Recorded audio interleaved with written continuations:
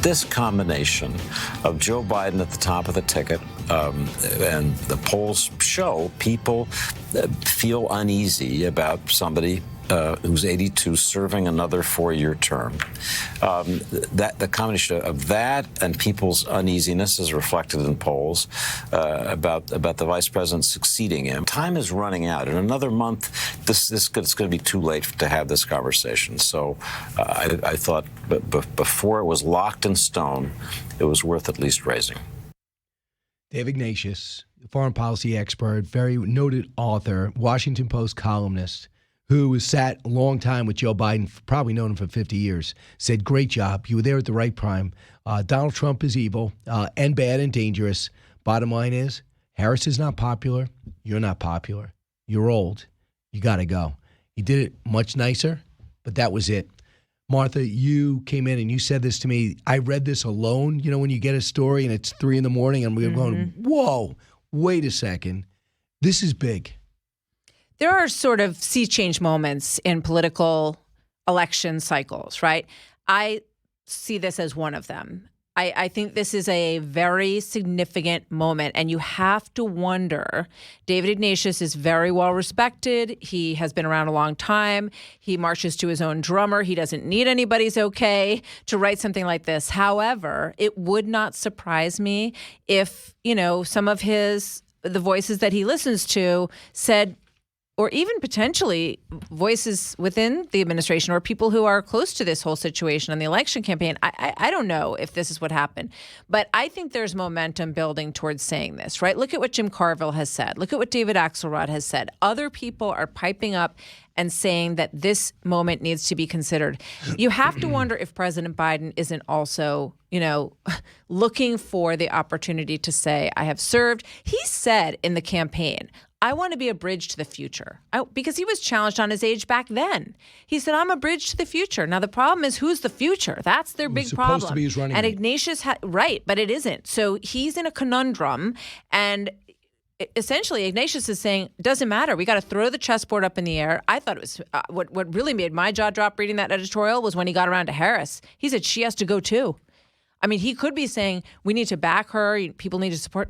He says, she needs to go too. They both need to move aside. So Biden has never been good at saying no. He should have resisted the choice of Harris, who was a colleague of his beloved son, Beau, when they were both state attorney generals. He should have blocked former House Speaker Nancy Pelosi's visit to Taiwan, which was done considerable damage to the island's security. He should have stopped his son Hunter from joining the board of Ukraine's gas company and representing companies in China. Yep. He should certainly have resisted Hunter's attempt to impress clients by getting dad on the phone. Now, he's looking at that as a pot. He doesn't look at it as the fact that he was going to bat for his family and he knew all about it. But at the very least, this is him saying, never should have picked Harris. He goes, she has skills, but she's not impressed anybody in the Democratic Party. Yeah. Now, we watched over the weekend with Margaret Brennan. I mean, that was one of the worst interviews. She did great, and she was prepared to get answers, and she got none. That was an opportunity for her to show what she knew.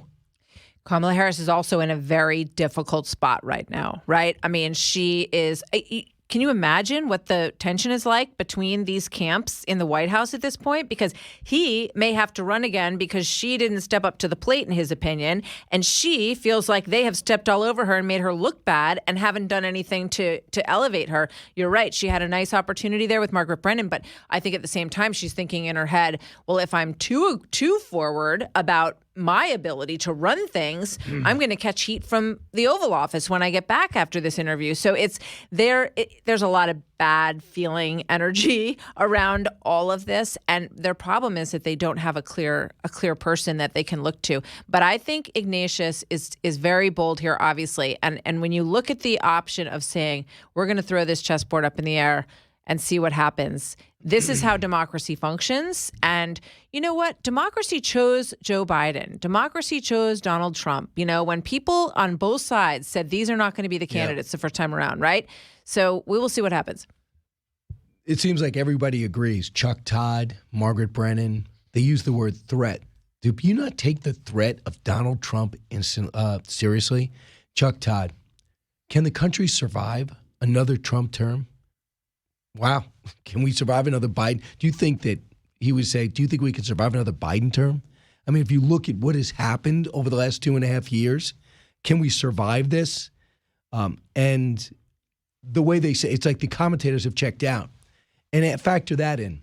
The letter that went out yesterday from Ian Sams in the White House to members of the media to really hold the screws to the Republican Party who are trying to impeach this president and get some answers. Really? So the White House publicly writes a letter, I guess maybe it wasn't supposed to be public, and says, do your job for us, not for the country.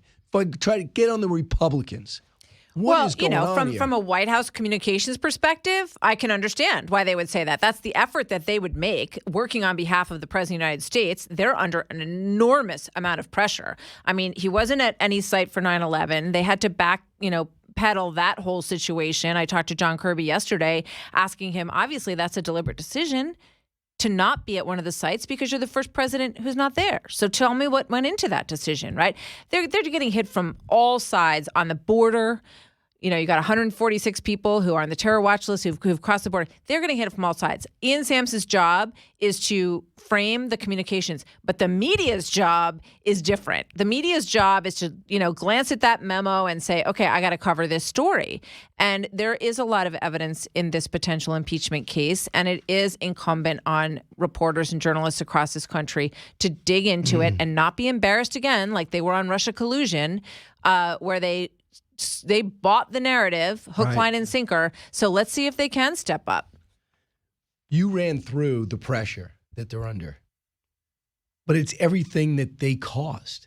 If you score in your own goal, there's pressure on you to get the equalizer. I didn't score in your goal. You scored in your own goal. Mm-hmm.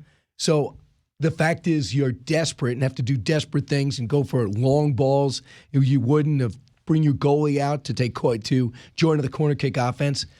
They broke the border. They chose not to be in country on 9/11. They chose not to go to the previous summit. You chose Kamala Harris. So, yeah, you're under pressure. But this wasn't a natural disaster. This wasn't an earthquake. This wasn't even 9/11 where intelligence under the Clinton years was heating up. You had the job for 8 months and it went down. You could go, it's unfortunate a little bit. You didn't stop it in 8 months. You didn't really answer the call. But this is all decisions that you make. And now you want everyone to say, I'm great, and the economy's great. Not really.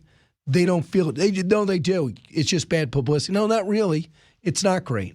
And now he's going to run for president with Gavin Newsom as a surrogate, Governor Pritzker as a surrogate, Governor Shapiro as a surrogate, and I guess Granholm or other people that he likes to, Mayor Pete. He's not going to be out. This is going to be the most unique run. So you think Biden stays in and you think he's the nominee?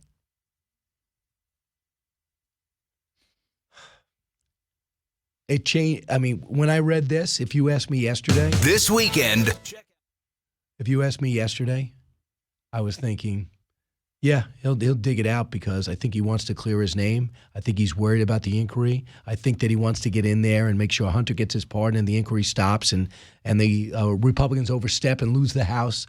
I think that he tries, and I think he tries for that. That could be. But then when this David Ignatius thing comes and you put the case forward like you just put forward, because I read that in a vacuum, and I was bringing that up to our producers in the morning, and they said, "Yeah, how big a deal is it?" I go, "I think it's big," but to talk to you about it, and you have that perspective, and then hear David Ignatius talk about it on MSNBC, wow. Because what he said today, David Ignatius said this morning, is every single person is talking about this at their dinner table across the country, saying that he's too old. I thought so. It's not like he's coming out of, pulling this out of his hat. This is the conversation. I mean, go anywhere across the country. And the conversation a few months ago was, oh, he's not going to run again. I remember Ari Fleischer on my show months ago. Hello, Joe Biden is not running for president again. And I have him on today, and I'm going to see what he says. Oh, yeah. But the midterms changed that. Yes, but it doesn't change his, and I don't like to focus on his age. I just like to focus on his performance because age is just a number. Some people function incredibly well at 85, 86, 90, right? Some people function differently. You know, he's had a lot of health challenges. He's had a lot of trauma in his life. I don't know what his, telomere age is, but, it just varies from person to person. And I would love to know what's going on in the heart of the president today as he looks at this situation and says what is best for the country. Right. This is what bothers me. We don't see people stepping aside. You could say this about Senator McConnell as well. Everyone has pride. Everyone wants to do their job. But we don't see statesman-like decisions happening in this country lately where someone says, you know what? I love my job. I love serving. But what is best for my country is for me to pull myself out of this situation. And we don't see that as much as we should, I think. Senator Feinstein, who has dementia, why we don't say that? You have to be willing to allow the cause, the country, and service to be bigger than your own ego sometimes. Right. And yeah, some of these people are making a different choice. So, Martha, if I'm 80 and I'm not as good, I'm a great host now. If I'm not as good, can we make a pact? You'll come in on a break and say, it's time for you to go. Would you tap me? Because I'll be the last to realize that I've lost my fastball. Sure. Absolutely. It's a pact. Will you do it for me too? Yes. Like Mick Jagger, right? Like, Mick, do you really want to go back out there again tonight? and he says yes. He says and everyone yes. agrees. You know what? I think it's fantastic that we live in a time where people are staying healthy longer and staying in their jobs longer. I think to work is one of the most I'm not looking forward to retirement. I love working. I know you love working. Yep. But you're right. I mean, everyone at some point does have to, turn to your family, turn to yourself, turn to God, whoever you speak to about these things and say, what's the right thing for me to do? Hi, everyone. I'm Brian Kilmeade. I want you to do me a favor. I want you to click to subscribe to the Fox News YouTube page. This is the only way that I know for sure that you're not going to miss any great commentary, any great news bites, any great interviews coming your way on Fox. You can get it all here on YouTube. So subscribe right now.